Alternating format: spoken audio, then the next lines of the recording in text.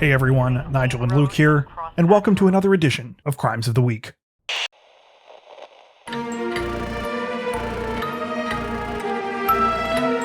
Police in Los Angeles are currently investigating a violent dog-napping case involving animals belonging to Lady Gaga that left a man with life-threatening injuries. According to reports, the incident unfolded at approximately 9:40 p.m. on Wednesday night when dog walker Ryan Fisher took 3 of the singer's pets out. As Fisher walked down Sierra Bonita Avenue, 2 men jumped out of a white Nissan Altima and demanded that he hand over the animals at gunpoint. A struggle ensued, and Fisher was shot once in the chest before the thieves made off with 2 of the 3 pets. Neighbors who witnessed the attack called 911, and Fisher was rushed to the hospital. He is expected to survive his injuries. The 2 stolen pets were identified as expensive French bulldogs named Koji and Gustave, and a $500,000 reward was offered for their return. The animals were recovered unharmed on Friday after a woman brought them to police. Investigators have not released the identity of the woman, but say that she did not appear to be involved or associated with Wednesday's attack. Police are still searching for the perpetrators behind the brazen crime.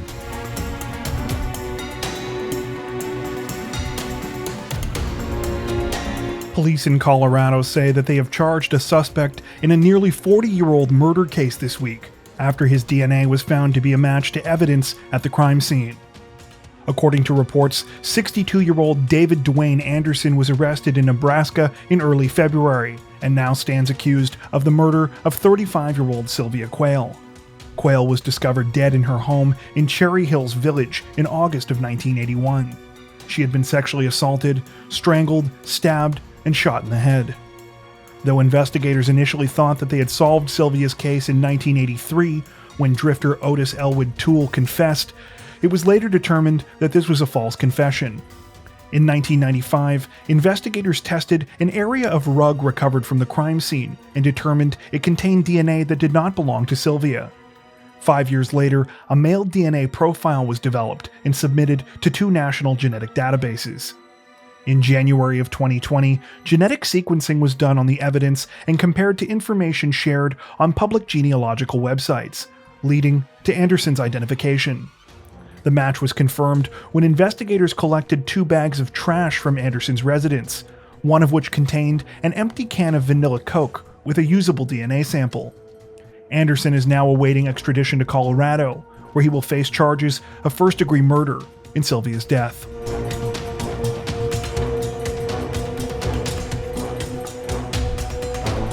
Police in California say that a 23-year-old man is in custody this week following a violent incident in which he attempted to bury his wife alive. According to reports, the attack unfolded just before 9 p.m. on Wednesday when Jose Luis Mares III got into an argument with his wife on Coronado Beach. According to the victim, Mares became enraged during the altercation, first trying to drag her into the water and then taking her near a lifeguard tower where a hole had been dug in the sand. He then began to kick her while he attempted to bury her head in sand.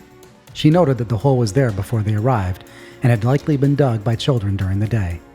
At some point during the attack, Mares abruptly stopped and ran away. He was tracked down a short time later by police and arrested. Mares was taken to the San Diego Central Jail on suspicion of attempted murder, assault causing great bodily injury, domestic violence, and false imprisonment. He was on parole at the time of the incident and may face additional penalties for violating the conditions of his release. His arraignment has been scheduled for March 5th.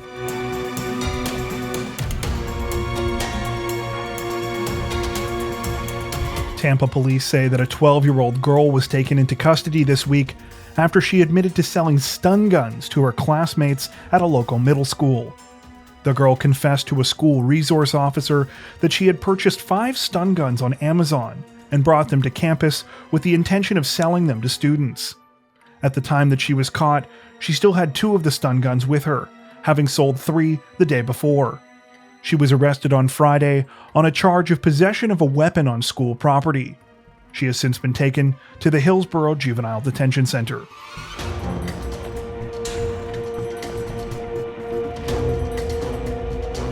Police in Putnam County, Florida say the remains found last week in a wooded area near Crescent City have officially been identified as 20-year-old Naisha Nelson. Nelson was reported missing on February 17th after family hadn't heard from her in almost a week. Her abandoned vehicle was discovered the next day in a wooded area off Old U.S. Route 17. At approximately 8 a.m. on February 20th, remains were discovered in a shallow grave roughly 5 miles away from where the vehicle was found. So far, investigators have not released Naisha's cause of death, but have ruled the case as a homicide. They say the perpetrator was likely someone she knew. A suspect has also not yet been named in the case, but police say there are several people of interest that they plan to talk to.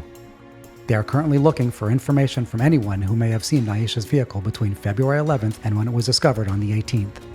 It is believed that the perpetrator may have been using the vehicle during this time.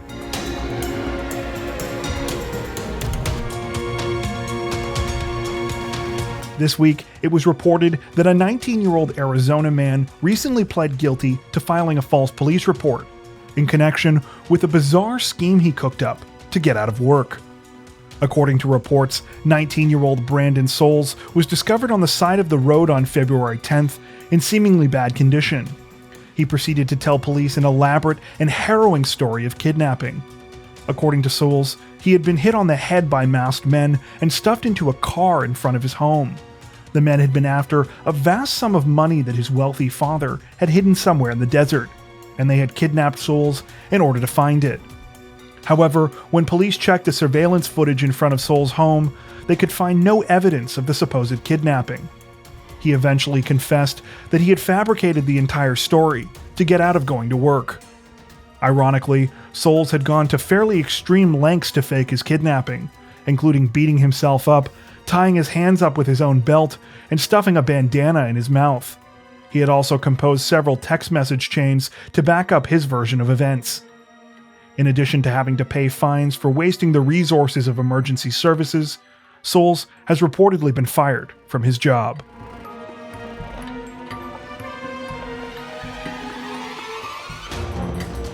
Oklahoma police announced the details of a grisly confession this week in connection with an ongoing triple murder investigation in the city of Chickasha. According to reports, the suspect, Lawrence Paul Anderson, admitted to investigators that he killed his neighbor, 41-year-old Andrea Lynn Blankenship, before cutting her heart out and taking it back to the residence where he was living with his aunt, uncle, and their 4-year-old granddaughter. He then cooked the heart with potatoes with the intention of feeding it to his family. It is unclear whether any of the food was ingested. A short time later, Anderson proceeded to attack the family members, killing his uncle and the 4-year-old girl, and severely wounding his aunt. Anderson has a long criminal record, and there are reports that he suffers from bipolar disorder. Police are still trying to determine if he was under the influence of drugs at the time the crimes took place. He is currently being held in Grady County Jail, with charges still pending.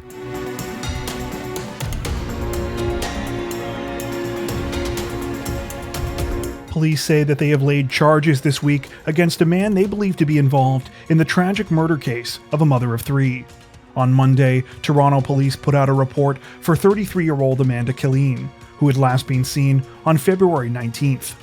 The following day, their investigation led them to an apartment building on George Street, the residence of Amanda's 45-year-old ex-boyfriend, Getty Ali Getty. Shortly after police arrived at Getty's third-floor apartment, the interaction turned violent, and he was shot and later pronounced dead. On Wednesday, police announced the discovery of human remains they believe to be connected to the case and charged 59-year-old Orson York with indignity to a human body. DNA testing is currently underway to see if the remains are Amanda Killeen's.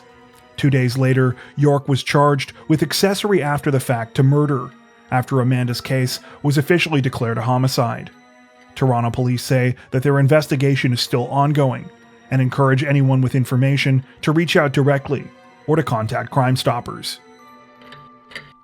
That's it for this edition of Crimes of the Week. If you enjoyed our video, don't forget to like and subscribe to Crime Zone for more true crime content like this, making sure to hit the notification bell to stay up to date with our latest releases. Thank you for watching.